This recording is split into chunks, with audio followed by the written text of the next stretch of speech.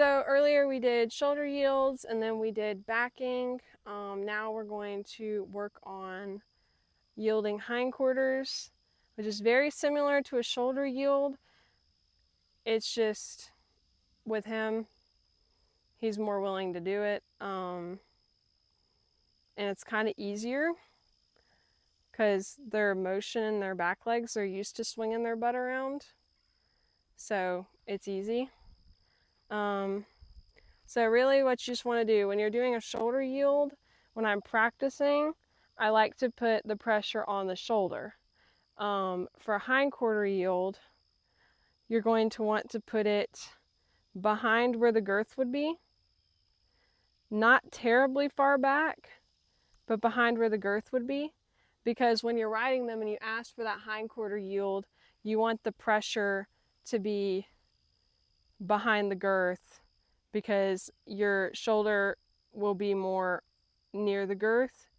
But you just want that difference in command. So when you're on the horse, it makes sense. And you can give them some directional drive on the ground here, but let's go ahead and... So that he moved his front legs, that he moved his back legs because he was reconfiguring himself. But I'm going to ask him again. Okay, ooh, ooh.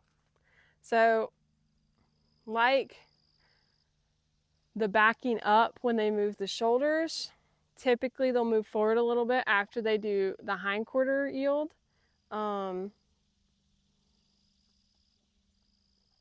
Just because that's more comfortable for them. It helps loosen up whichever thing they're not using.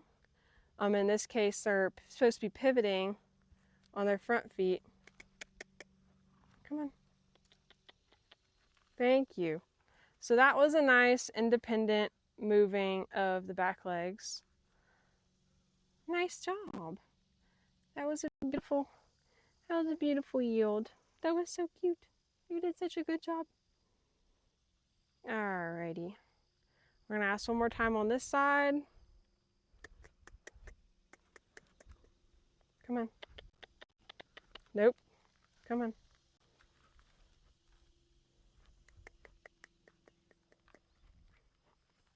Nope. All right.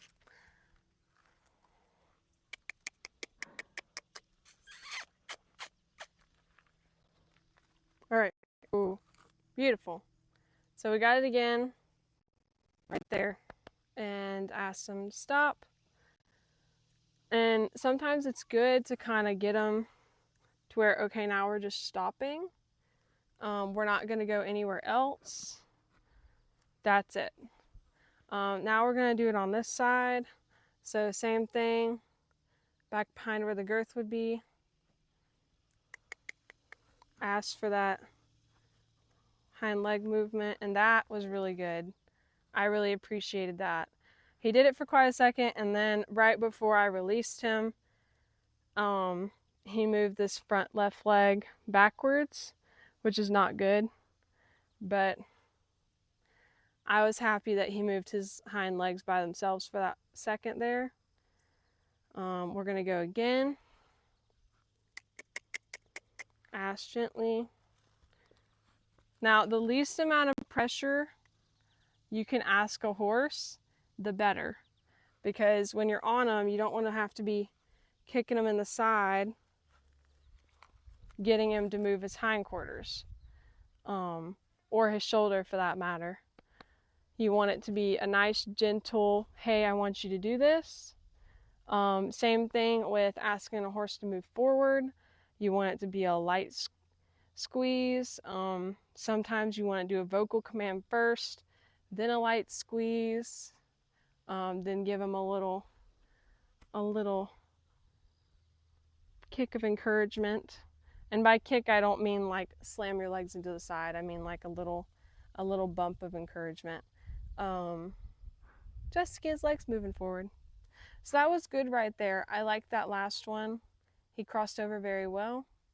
So we're going to end on that one. For him, we are working him 2 times a day. So we're going to keep the sessions short and sweet so that he enjoys them and we don't create any problems or dislike for anything. So that'll be it for this morning.